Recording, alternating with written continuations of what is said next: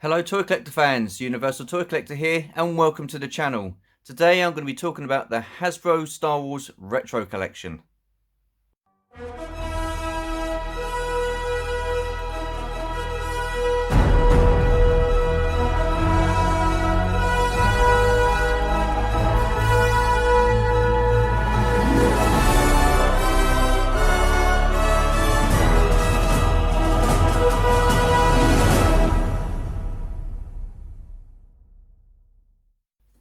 In front of me we have Wave 1 of the Star Wars Retro collection.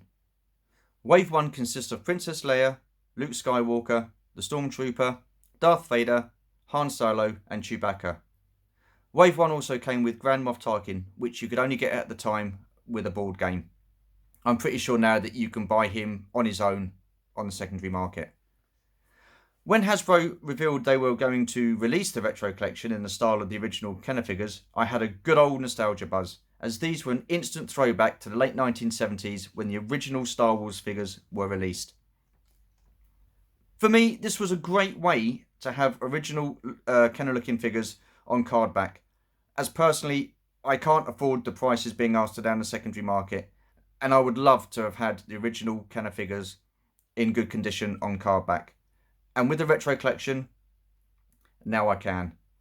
I mean, yeah, the card stock isn't great, and I know a lot of people aren't too keen on the scuff look around the edges of the cards or the big retro sticker on the front.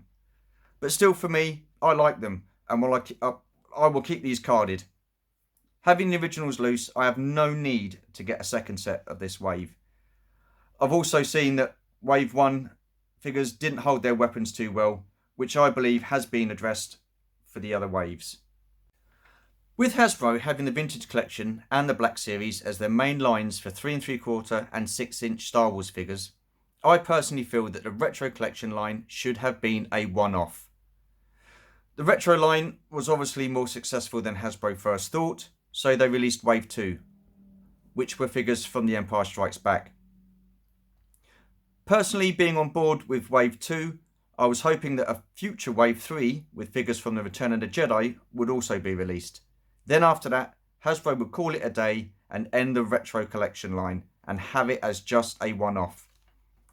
This unfortunately, however, for me, wasn't the case. Wave 3 did come, followed by Wave 4. Retro line figures from The Mandalorian. Really? Look, these are just my thoughts and opinions, but how can The Mandalorian season be classed as retro? To me, retro is something from the 60s, 70s, 80s, 90s and noughties, not something as recent as 2019. Again, these are my own personal thoughts and opinions, but I feel Hasbro should have kept the Retro collection for the original vintage Kenner figures only, because that is what the original vintage Kenner figures are, retro. Some people will say that there is room for both original retro style figures and modern day retro style figures. They would be right, but my preference would be original trilogy only. Instead of Wave 3 and 4 being from The Mandalorian, they could have completed the rest of the first 12 Star Wars figures with R2-D2, C-3PO, the Jawa, the Death Squad Commander, Sand People as they were known at the time, and Ben Obi-Wan Kenobi. I know Hasbro do not like using VAC metal anymore, but surely a one-off wouldn't have hurt. Now, Hasbro have released Wave 5 from the Obi-Wan series, with figures not even released in the Vintage Collection mainline. Also, they are releasing the whole Wave 1 set as a box set. Why? You can still pick these figures up. Why not do figures from the Return of the Jedi instead and release them next year as part of the Return of the Jedi 40th anniversary? Look, I like a lot of what Hasbro do, and I don't want to come across as Hasbro bashing, but sometimes some of their decision making is just ridiculous.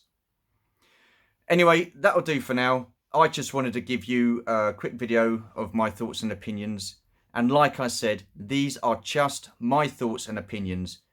You may or may not agree. Let me know your thoughts in the comments below. If you are new to the channel, feel free to comment, like and subscribe. Also, hit that notification bell to let you know of more content. There will be more content. Thank you for watching and take care.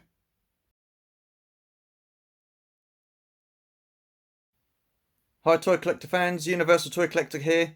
I just want to give you a quick preview on what to expect in the next few videos.